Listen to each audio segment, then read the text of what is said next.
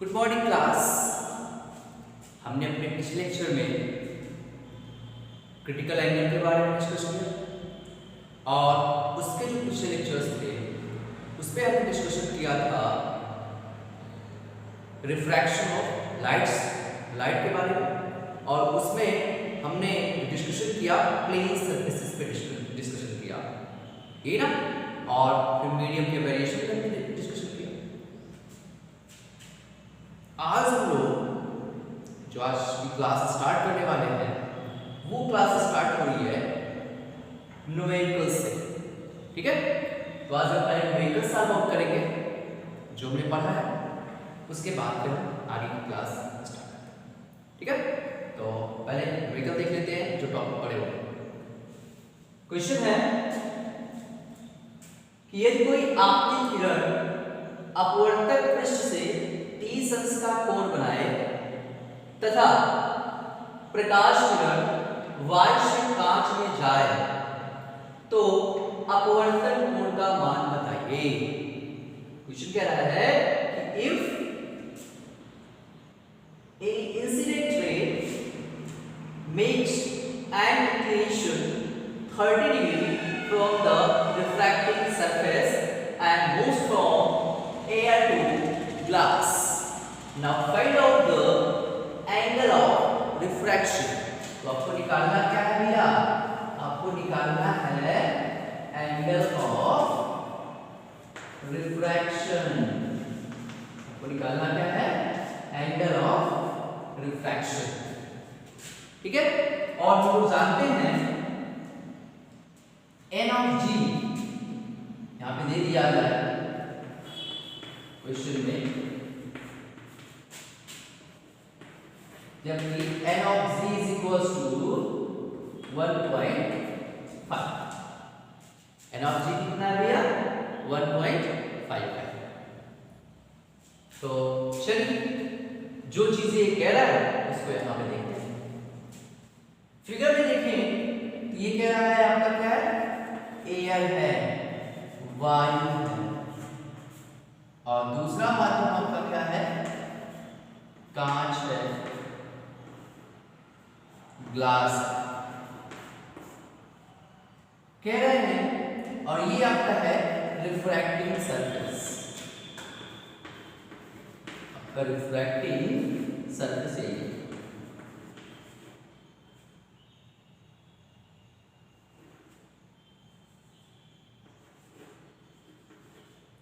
तो refractive surface आपका ये कह रहे हैं कि आपकी जो इंसिडेंट रे है वो रिफ्रैक्टिव सरफेस से कितना 30 डिग्री का एंगल बना रही है। दैट मींस ये तुम्हारी क्या है? इंसिडेंट रे है। तो ये इंसिडेंट रे, ये आपकी प्रकाश किरण यहां से 30 डिग्री बना रही है, तो तुम्हारे नॉर्मल से कितना बनाएगी? तो भाई यदि ये 30 है तो ये एंगल कितना होगा? साफ देखो, ये टोटल एंगल कितना है? इस पॉइंट को मैं कंसीडर कर ले रहा हूं O, ये N हो गया, ये मैं कंसीडर कर ले रहा हूं P एंड Q, और ये हो गया आपका X और ये हो गया आपका Y। तो यहां पे एंगल XOP 30 दिया हुआ आपको। यहां पे ये एंगल कितना है? 30 है। Angle XOP, angle XOP is equal to आपको दिया हुआ है 30 डिग्री। अब आपसे पूछ रहा है कि आप क्या करो, ये एंगल बताओ। ओके भाई, इंसिडेंट एंगल पता है ना कहां से बनता है? नॉर्मल से बनता है। The angle between normal angle incident ray is called incident angle. तो हमें जो इंसिडेंट एंगल निकालना होगा तो कैसे निकालेंगे? Therefore incident angle is equal to कितना हो जाएगा? ये टोटल एंगल कितना दिखाई पड़ा है? Angle NOP। देखो क्या, इसको आप ऑब्जर्व करोगे, ये देखिए क्या बन रहा है आपका 90 डिग्री ना। ये एंगल देखा जाए तो ये आपका बन रहा है कितना? 90 डिग्री। ये 90 डिग्री है, ये 30 है, ये कितना होगा? 90 डिग्री माइनस 30 डिग्री कितना आया भैया 60 डिग्री के एंगल आ गया ना इंसिडेंट एंगल आपको मिल गया। अब स्नेल्स लॉ तो पता ही है आपकी प्रकाश किरण कहां से कहां जा रही है जो आपकी लाइट रे है वो कहां से कहां जा रही है एयर से ग्लास में और हमें पता है n ऑफ a क्या होता है 1 ठीक है चलिए यहां से लिखते हैं इसलिए स्नेल के नियमानुसार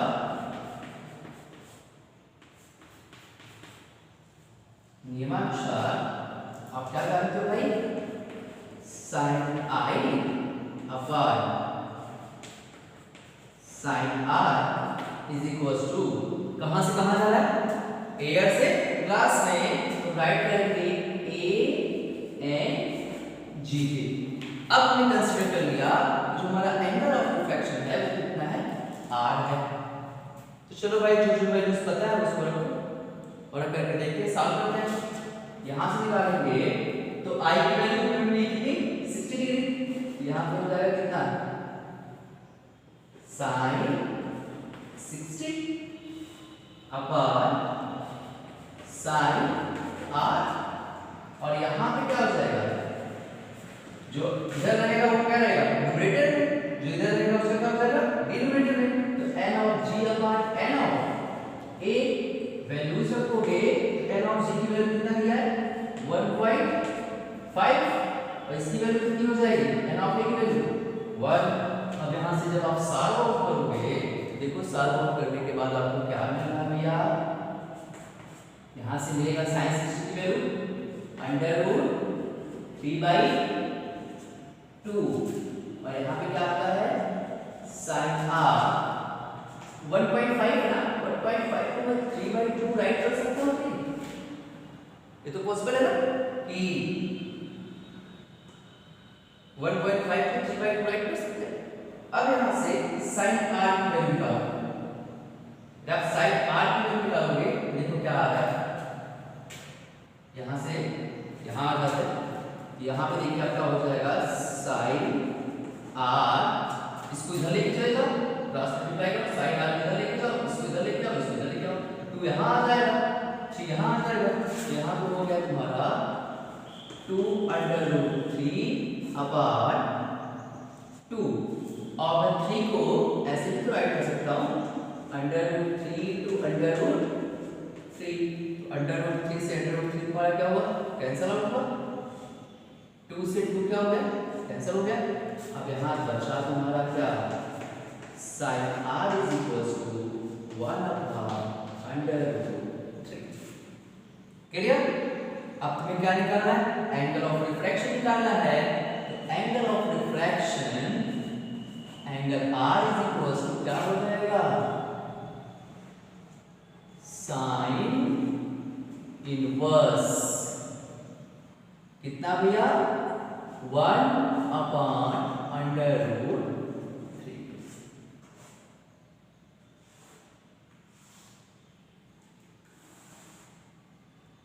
ये हो गया आपका ये आपका क्वेश्चन था और ये हो गया आपका आंसर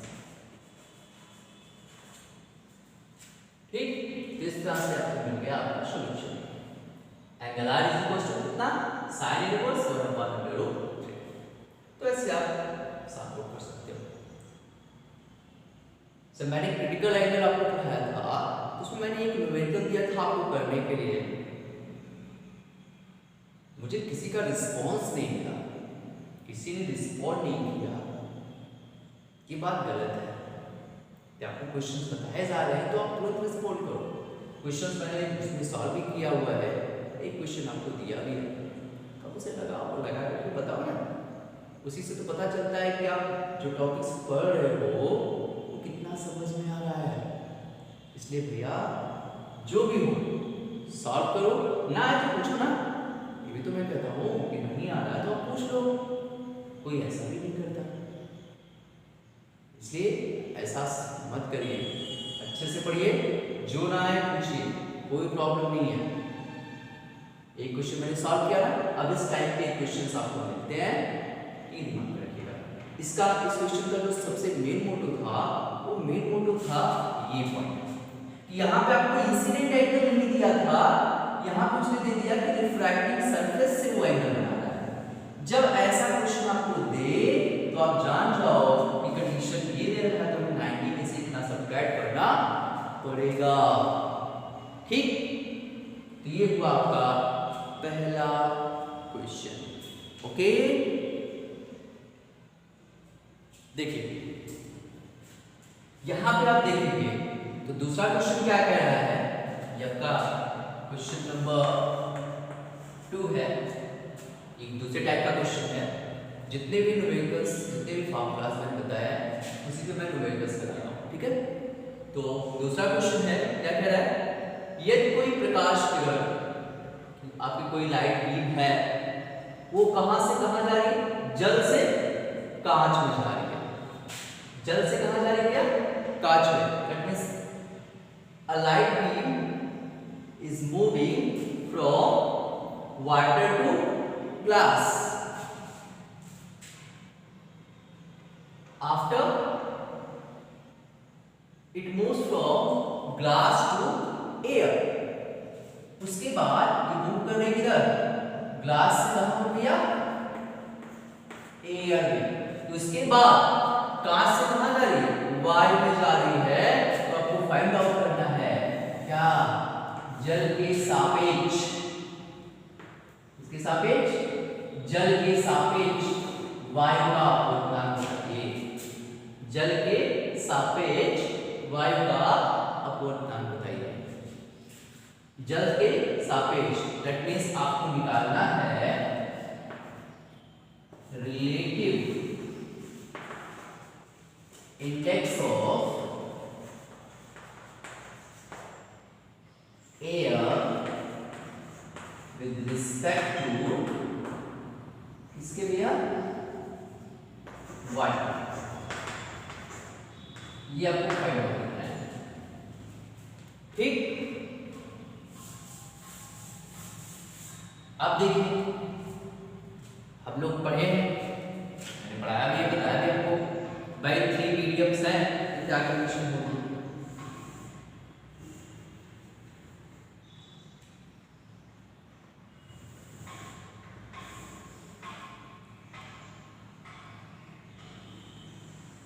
पहली कंडीशन क्या है, लाइट बीम जा रही है कहां से कहां भैया, ये तुम्हारा है क्या, वाटर। तो वाटर से कहां जा रही है, ग्लास में। ये तो कह रहा है कि दूसरा कहां जा रही है, ग्लास में। और ग्लास से ये फिर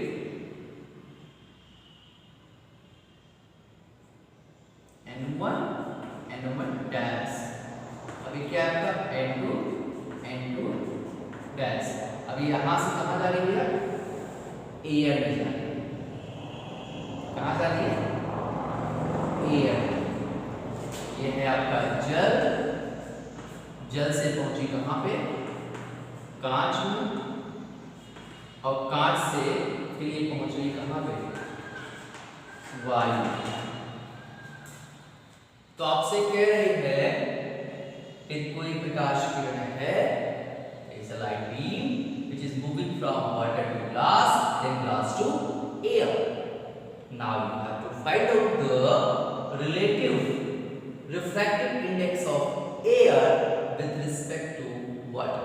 कि आपको जल के सापेक्ष वायु का अपूर्णांक बताना है, जबकि दो चीजें आपको दिया हुआ है।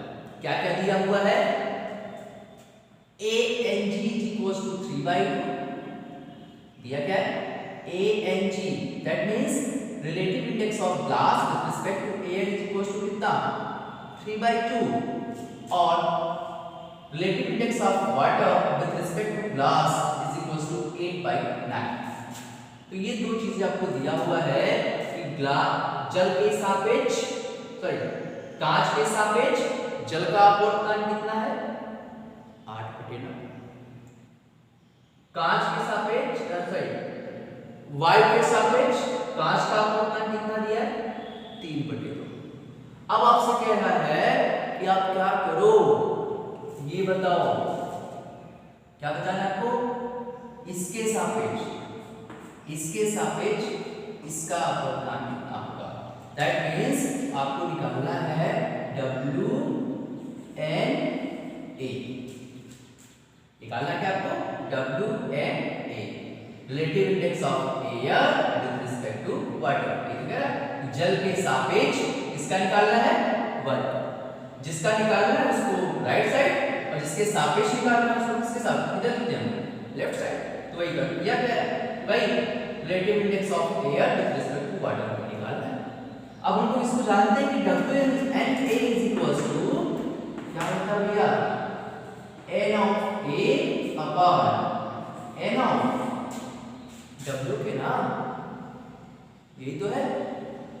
तो क्या करते हैं, देखो क्या करेंगे आगे, इसमें क्या करते हैं, न्यूमरेटर में और डिनोमिनेटर में दोनों जगहों पे हम क्या करेंगे 1/n ऑफ G से मल्टीप्लाई करेंगे, 1/n ऑफ G से आप क्या करोगे मल्टीप्लाई करोगे। जब मल्टीप्लाई करोगे तो देखो बन क्या जाएगा, आपका फॉर्मूला क्या बनेगा देखिएगा, यहां से फॉर्मूला बना होगा WNA इज इक्वल टू, यहां से फॉर्मूला देखिएगा क्या बनेगा NA/NG, यही ना, यहां से लिखेंगे क्या NA/NG होल अपॉन NW/NG, यही ना। अब इसका मतलब क्या है, refractive index of air with respect to glass, Na/Ng का मतलब है कांच के सापेक्ष वायु का अपवर्तनांक, और Nw/Ng का मतलब है कांच के सापेक्ष जल का अपवर्तनांक, है ना भाई, refractive index of water with respect to glass. यहाँ पे ये दो चीजें हैं, अब इनको तुम राइट कर सकते हैं ना, राइट कर देखो क्या होगा, यहां से मिलेगा तुम्हें WNA इज इक्वल टू, इसको राइट कर सकते हैं क्या भैया GNA अपॉन, इसको ऐसे राइट करो, इसको ऐसे राइट करिए GNA अपॉन, इसको क्या राइट करोगे भैया GNW। अब देखो आपको मिल गया है GNW, तो आपको मिल गया, हमें दिया क्या है ANG दिया है, और हमें चाहिए क्या GNA चाहिए। हम लोग पढ़े हुए हैं क्या, सिंस वी नो दैट, क्या पढ़े हो भैया याद करो, हम लोग पढ़े हैं 1 and 2 is equals to 1/2 and 1, relative index of 2 with respect to 1 is reciprocal to relative index of 1 with respect to 2। ये तो भाई हम लोग पढ़े हैं, क्या पढ़े हैं ANG is equals to 1/GNA, पढ़े तो हैं कि relative index of glass with respect to air is reciprocal to the relative index of air with respect to glass, ये हम पढ़ चुके हैं भाई। कांच के सापेक्ष वायु का अपवर्तनांक, सॉरी वायु के सापेक्ष कांच का अपवर्तनांक, कांच के सापेक्ष वायु के अपवर्तनांक के व्युत्क्रम के बराबर होता है, तो रेसिप्रोकल तो है, तो काम बन जाएगा ना। हमें क्या चाहिए, हमें ANG दिया हुआ है, GNA चाहिए था, तो GNA के प्लेस पे चाहे तुम यहाँ से GNA की वैल्यू लेना चाहते तो GNA की वैल्यू कितना मिल जाएगी, GNA is equals to 1/ANG, और ANG की वैल्यू दिया हुआ कितना, 3/2। रखो, देखो क्या मिल रहा है, 1/3/2 चला जाएगा ऊपर जाएगा, यहाँ पे क्या आ जाएगा 2/3। तो GNA की वैल्यू कितनी आ गई, 2/3 आ गई। अब हमें देखो GNA ये भी मिल गया 2/3, और GNW पहले से मिला हुआ है 8/9। अब तो वैल्यू रख सकते ना भैया, तो वैल्यू रखो और करके देखो क्या आता है। देखो क्या आएगा, WNA इज इक्वल्स टू, इसकी वैल्यू अभी निकाले कितना, 2/3, और GNW की वैल्यू कितनी हो जाएगी, दिया हुआ है 8/, कितना भैया 8/9। अब इसका सॉल्यूशन देख लो, आगे देखो क्या है, आगे यहाँ पे देखोगे, आगे तुम्हारा काम बनेगा यहाँ से, क्या बनेगा यहाँ से WNA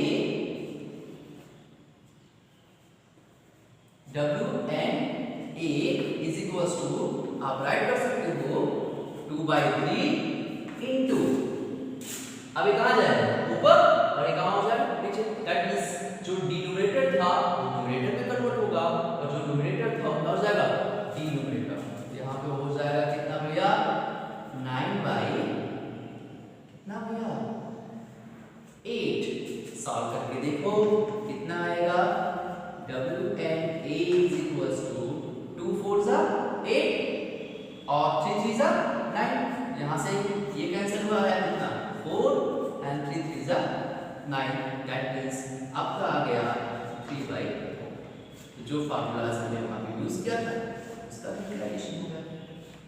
ठीक, ये आपका था सॉल्यूशन इस क्वेश्चन का।